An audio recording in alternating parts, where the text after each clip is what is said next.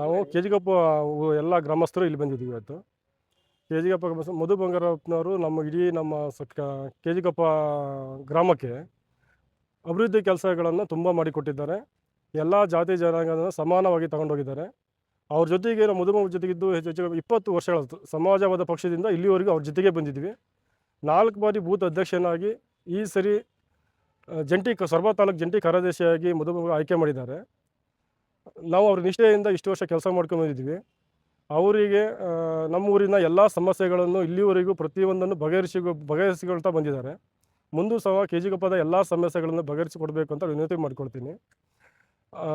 ಆ ನಂತರ ಮುಖ್ಯಮಂತ್ರಿಗಳ ಡಿ ಕೆ ಶಿವಕುಮಾರ್ ಅವರಿಗೆ ಇಡೀ ಕೆಜಿಗಪ್ಪ ಗ್ರಾಮದಿಂದ ಹೇಳೋದೇನೆಂದರೆ, ಮಧು ಬಂಗಾರಪ್ಪನವರು ಶಿಕ್ಷಣ ಮಂತ್ರಿಯಾಗಿ ಮತ್ತೆ ಮುಂದುವರಿಬೇಕು.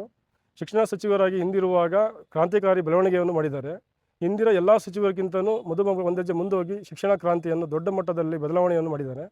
ನೀನು ಶಿಕ್ಷಣ ಕ್ಷೇತ್ರದಲ್ಲಿ ಮುಂದೆ ಮತ್ತೆ ದೊಡ್ಡ ಮಟ್ಟದಲ್ಲಿ ಬದಲಾವಣೆ ಆಗಬೇಕಂದ್ರೆ ಮಧು ಬಂಗಾರಪ್ಪಗೆ ಮುಂದೆ ಅವಕಾಶ ಕೊಟ್ಟು ಶಿಕ್ಷಣ ಮಂತ್ರಿಯಾಗಿ ಅವಕಾಶ ಮಾಡಿಕೊಟ್ಟು ಡಿ ಕೆ ಶಿವಕುಮಾರ್ ಅವರಿಗೆ ಇಡೀ ಗ್ರಾಮಸ್ಥರಿಂದ ಮನವಿ ಮಾಡಿಕೊಳ್ತಿದ್ವಿ.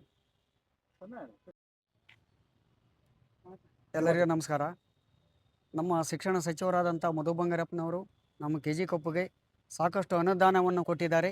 ಅದು ಕೂಡ ನಮ್ಮ ಕೆಜಿಕೊಪ್ಪ ಗ್ರಾಮಕ್ಕೆ ಯಾವ ರೀತಿಯಲ್ಲಿ ಅನ್ಯಾಯವಾಗದಂತೆ ನಮಗೆ ಎಲ್ಲ ರೀತಿಯಲ್ಲಿ ನಮ್ಮ ಯಾವುದೇ ಕಷ್ಟ ಸುಖ ಬಂದರೂ ಕೂಡ ಎಲ್ಲದನ್ನು ಬಗೆಹರಿಸಿಕೊಡ್ಬೇಕಂತೇಳಿ ಮಧು ಬಂಗಾರಪ್ಪನಲ್ಲಿ ಕ್ಷಮೆ ಕೇಳ್ತಾ ಇದ್ದೀವಿ. ನನ್ನ ಹೆಸರು ರಾಮಪ್ಪ ಅಂತ, ಕೆಜಿಕೊಪ್ಪ. ರಘು ರಾಮಚಂದ್ರ. ರಘು ಅಂತ.